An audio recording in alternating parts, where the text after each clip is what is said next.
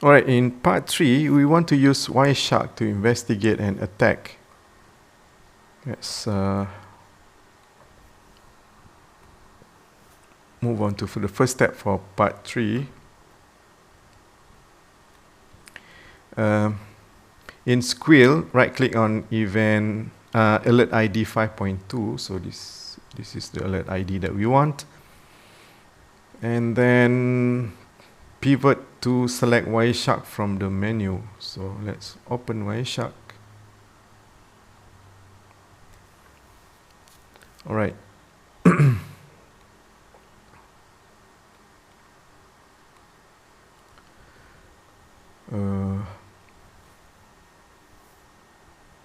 Okay, by default, Wireshark use relative time per packet. If we want to look at the exact time, then we need to go and change the display in view time display format, and then we pick date and time of day. So now we have the exact time. Okay, but for this case, we still want to have the view in seconds, so we want to change it back to second.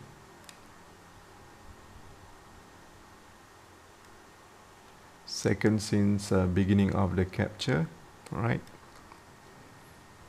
So in Wireshark, use HTTP request display filter to filter for the web requests only. So I want to show the HTTP request that happen.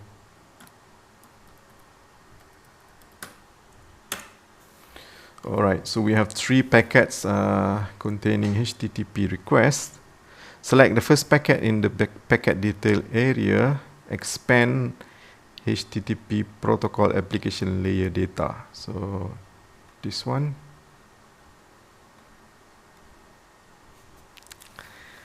What website directed the user to the homeimprovement.com website? So this is, let's look at the referrer.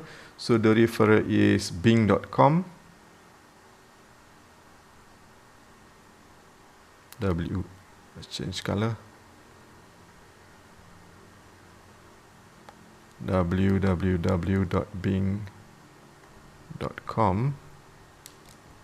Right, view HTTP objects. So in file export object HTTP, export object HTTP. All right, so we have 3 objects there. We want to select the remodeling your kitchen cabinet HTML packet and save it to our home folder. So this guy, I want to save it to my home folder. Click save, and it's saved. Okay, we want to close this one and go and inspect ID 5.24. So this one will close. 5.24. We go to Wireshark again and then filter it.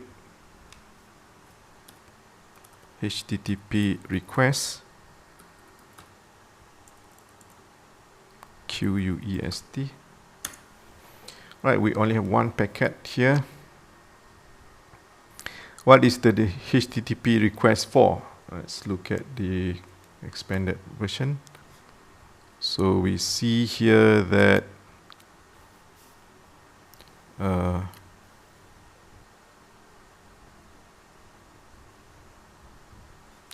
all right, so we see here that it's a GET request, or okay, for a file. So the file is dle_js.js.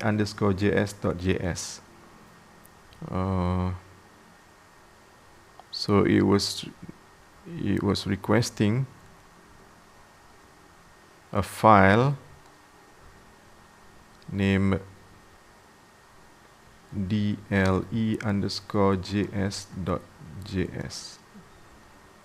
Again, this is a JavaScript file. What is the host server? What is the host server? So the host server is RetroTrip.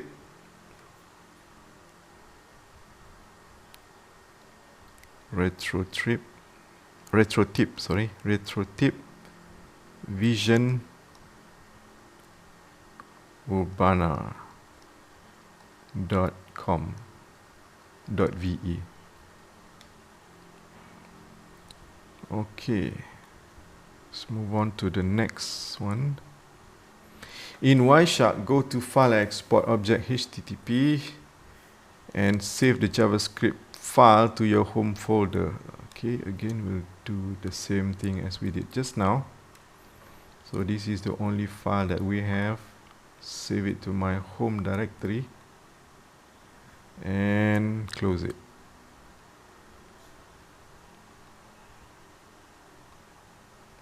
So we want to look now to ID 5.25. Go to Wireshark again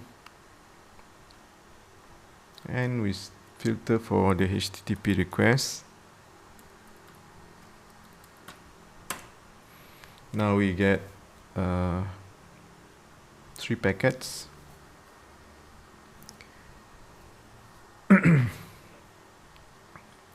Right, so in this one, let's see.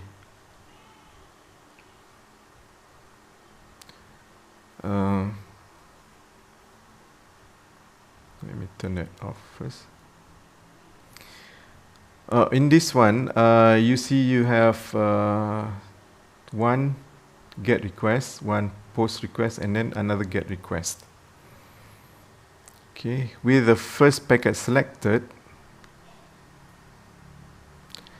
in the packet details area, expand HTTP protocol application layer, right click on the host information. We want to look at the host information, this guy, and choose apply as column.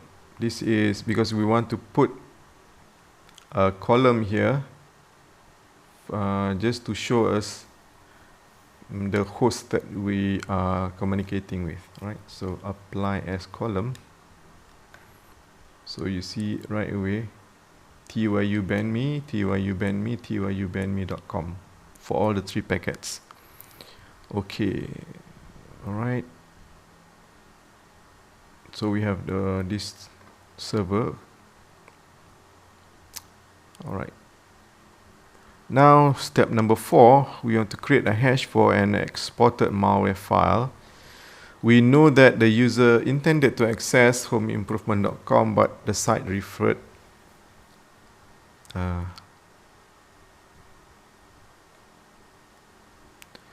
the user to other sites. Eventually, files were downloaded to the host from a malware site. In this part of the lab, we will access the files that are downloaded and submit a file hash. Actually, we want to submit a file hash to VirusTotal to verify that a malicious file was actually downloaded. So in the Wireshark, we go to File, Export Object, HTTP.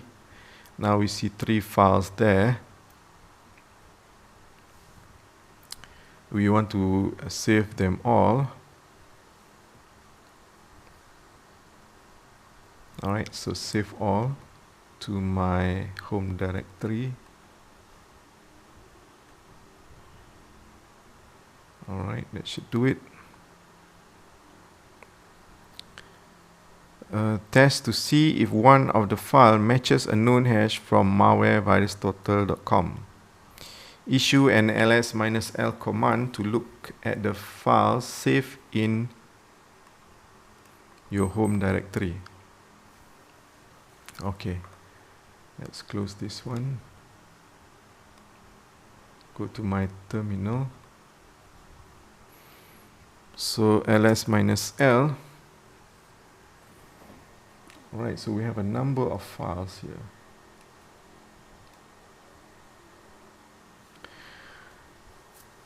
Okay. The flash file has the word cmonkey near the beginning of the long file name. The file name begins with %3 fbiw equals cmonkey. So we want to look for this. Use the ls-l command with grep to filter out the file name. Alright, so that's what we're going to do. ls-l, we want to find that file. Grep -i, so okay, we just want to refer to the cmonkey. Alright, cmonkey. Alright, so we got the file. Generate SHA-1 hash from the cmonkey flash file with the command SHA-1 sum followed by the file name. Type the first 4 letters. These first 4 letters of the file name, and then press tab key to autofill the rest of the file name. Press enter, and SHA-1 sum will compute the hash for you. Alright, SHA-1 sum, and we give the file name. Can I paste it? Oh no, oh, never mind, I'll just type it. So %3 fb. Okay, I need to fill up for me, and enter. Alright, so I got the result. So this was my command up to here, and the rest here is the result. So we see here in the first part of the result is the actual hash, and this is the file name. Alright, so this is the hash that we want to copy. Alright, we copy it.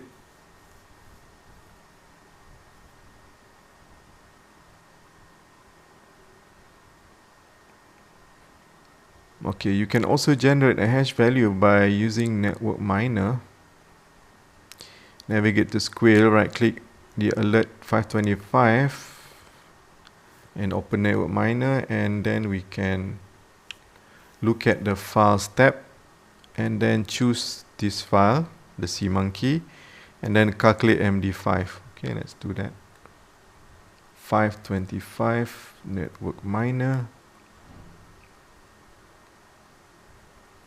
Let's look at the File tab. Oops, what happened?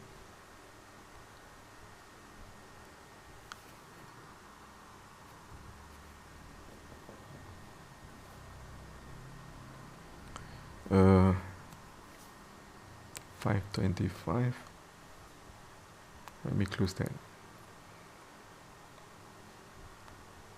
Too many instances open. Let's open Network Miner.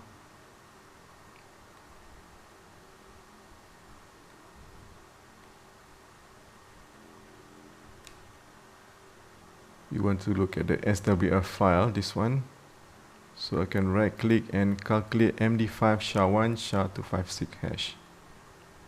Alright, so we have the SHA-1 there. This is the hash that we're going to compare with what we managed to calculate just now through command line.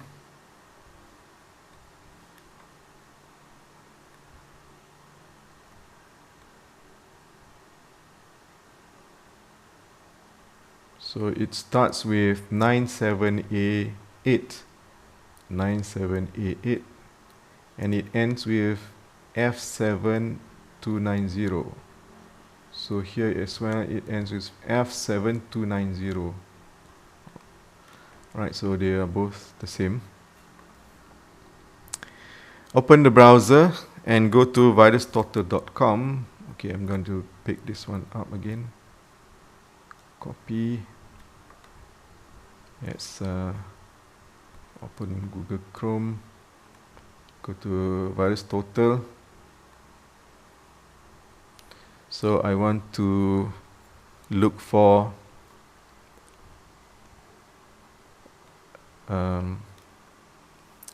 alerts that is linked to this hash.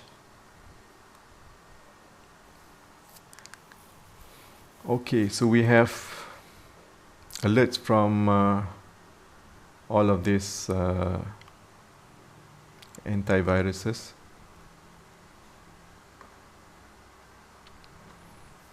Investigate the detection and details tab. Detection is these guys. I'm going to look at details tab. So SHA-1 is the same thing here.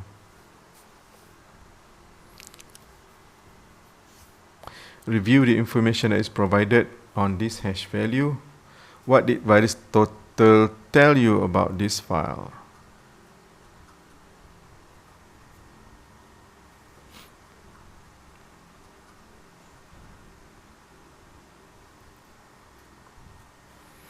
Okay, let's have a look at details.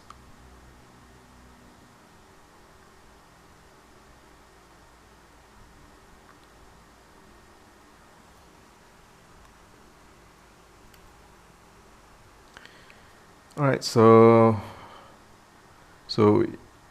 it's actually Macromedia Flash data in a compressed form. And let's look at summary. So basically 32 engines, 32 antivirus engines detect this hash as being malicious. So 32 out of 55 will detect it. And these are those antiviruses. You can see here it says that this is part of the RIG-EK exploit, actually. RIG-EK exploit.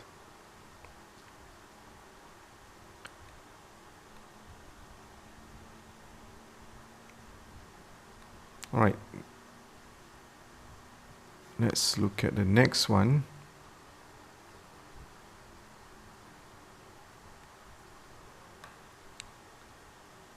Okay, let's close the browser and Wireshark and Network Miner. Do you still have Wireshark open now? We have already closed Wireshark. This one will minimize.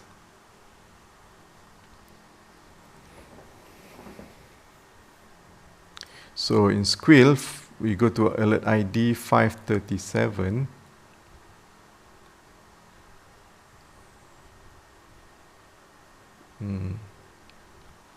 We want to open Wireshark to investigate for alert 537.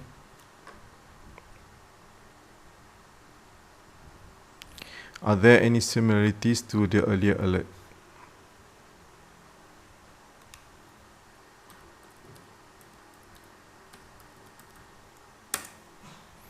So we see the pattern is the same, get, post, get.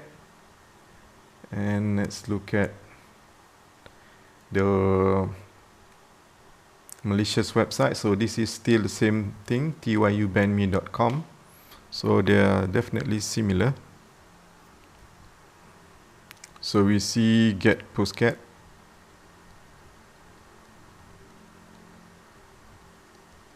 Pattern. And then we see the malicious website, tyubandme.com. Are the files similar? Do you see any difference? So we need to inspect the files.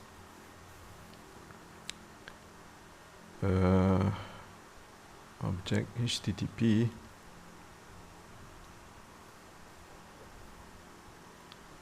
So we have two HTML files, just like the previous one, and then we have a Flash file. So they are basically the same pattern.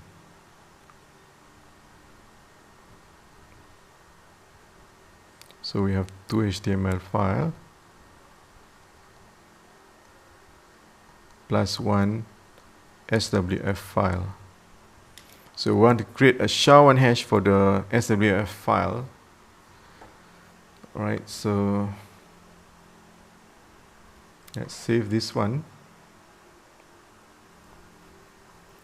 Or we can do that quicker by going to WebMiner actually. Let's go there.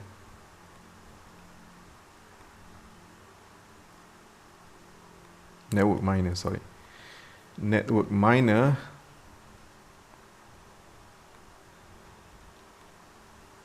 Look at the file and then this guy. Calculate the SHA-1. So we see here the value is exactly the same as previously, 97A 8, and then it ends with F7290. So exactly the same thing.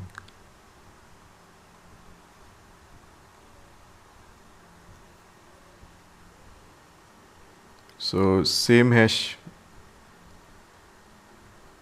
value as the previous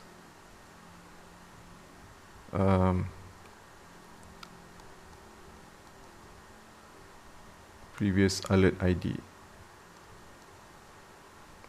In Squill, the last 4 alerts in the series are related and they also seem to be post-infection.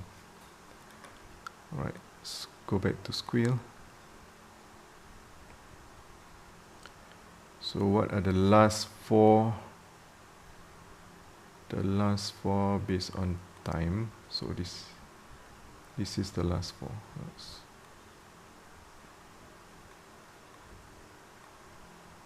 So 1, 2, 3, and 4. So these are the last 4.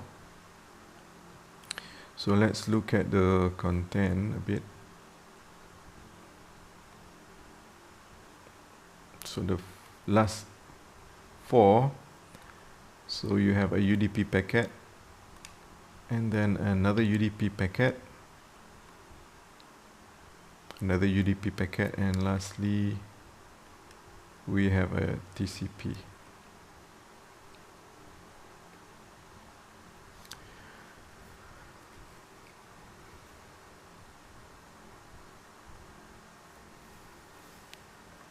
Right, so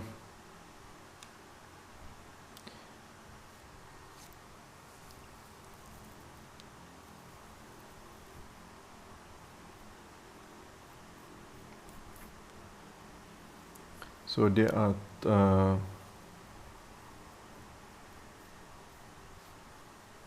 ransomware server,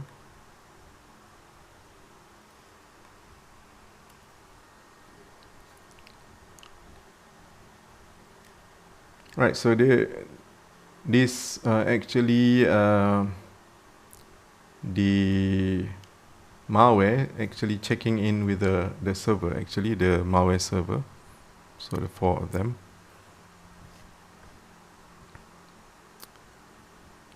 So what's interesting, they are all, 3 of them are sending UDP code to the ransomware check-in server.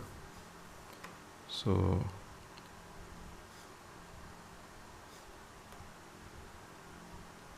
we can see the transcript. Oh, okay, sorry. Maybe this one. 1, 2, 3, 4.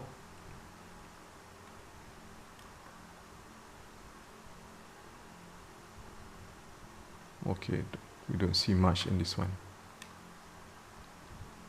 But to conclude, this is actually it seems like they are communicating with the malware server. What type of communication is taking place in the second and third alert in the series, and what make it suspicious? They are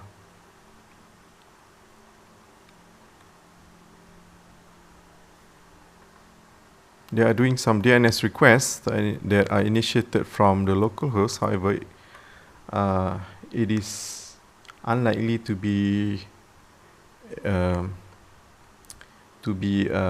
user, a legitimate user who is doing it. So sometimes this malware, they will use DNS communication to sneak out information without, and they try to bypass the security checking.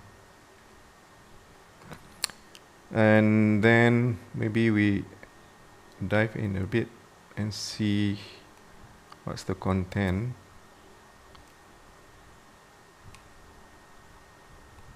Look at the query. So you see query that looks like this with weird name and dot top here. This is a sign that it could be generated from malware, because nobody will ever use this type of domain name. Nobody can remember this type of domain name. So that's highly suspicious.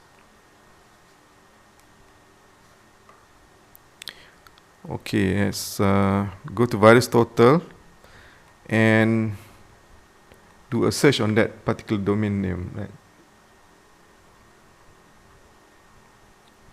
Let's get the domain name again.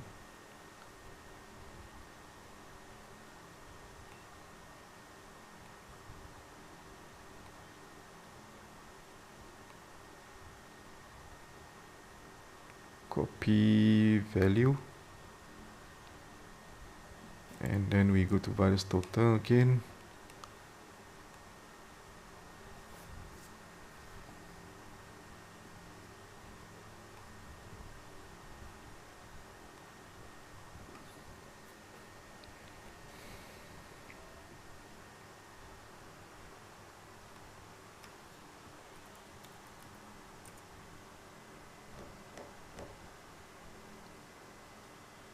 So let's search for that domain name. And right away we see they have been detected by these antiviruses.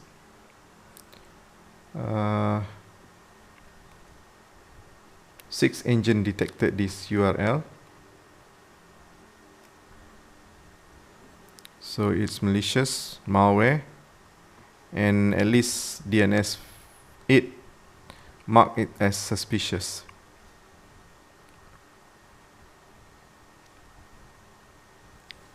Okay, so we want to examine the last alert in the series in Wireshark. So we're going to see whether it has something that is worth saving. Let's go back to Squeal, look at the last one, and open it using Wireshark.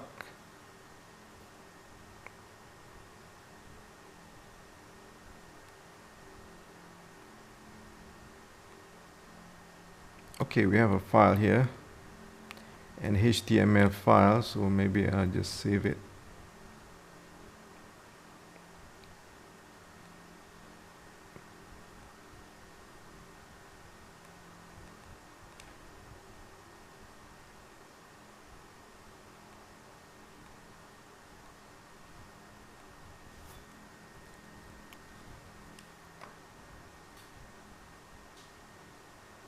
Okay, the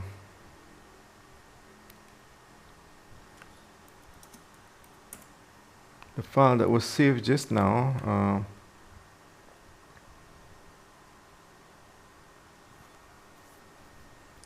I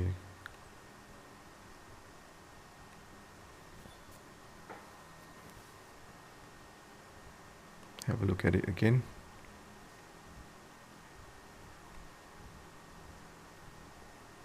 So the file name is EE7E. So there is a file name, and the file name is EE7EA dash D